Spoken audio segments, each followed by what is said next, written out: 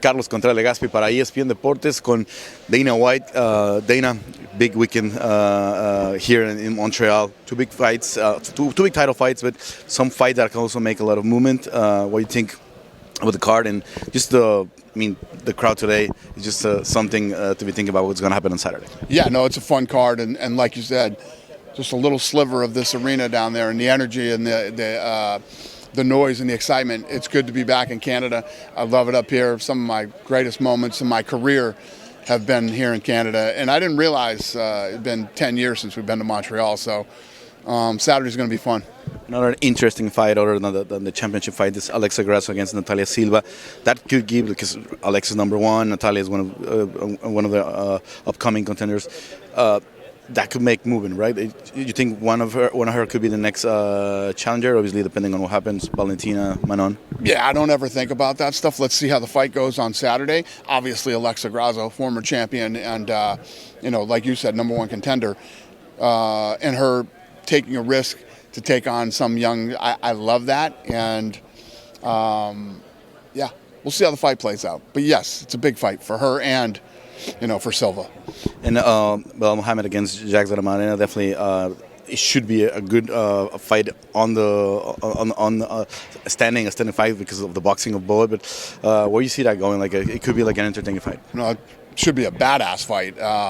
The co-main and main event on paper are incredible fights. They got to play out that way on Saturday, but yeah.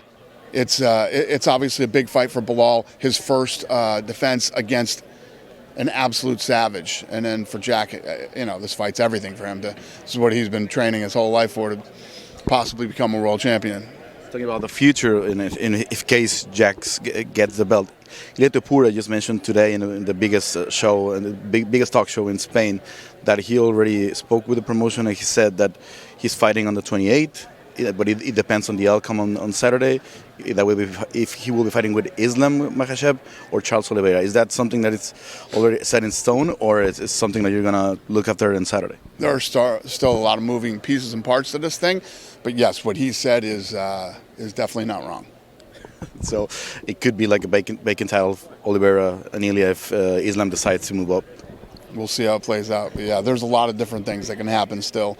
We were literally working on that right before we came to this press conference. So, yes. Let's wait for Tuesday then when we have the war room meeting. And when you took the words right out of my mouth. Yeah, we're getting used to that. And just finally, like a big announcement from your partner, Turki Alalshikh, that you're promoting the fight, the Canelo fight, on the 12th, which is something rare. Like he's normally fighting on Saturday on the Mexican Independence weekend. Like, tell me a little about the whole planning of this. And I believe this because you're also promoting Noche UFC on the Saturday. So, but let me know first of all, how happy are you to promote one of the biggest stars in boxing in the last decade, or if not the biggest in the last decade? Yeah, ever. This is one of the biggest fights ever. And obviously I'm honored to be promoting, but yes, when they say we're promoting it, I'm doing the promotion, we're doing the production, the event ops, PR, everything to do with the fight, just like a UFC fight, while at the same time promoting UFC Noche. So it'll all be the same weekend. It's a badass weekend of fights. After the challenge last year, I guess you want another big challenge for Noche, right? For the Mexican Independence weekend. Well, Noche is going to be a special event every year for us to celebrate Mexico and Mexican Independence Day, and yeah, it's going to be big from here on out forever. We spoke about your love of boxing for the last 10 years, 12 years since I had the chance to interview you for the first time. And what was your first thought when Turkey offered you, like, can you promote? Do you want to promote Canelo? Like, I know you've been watching his fights. You coming to his fights in Vegas for a while.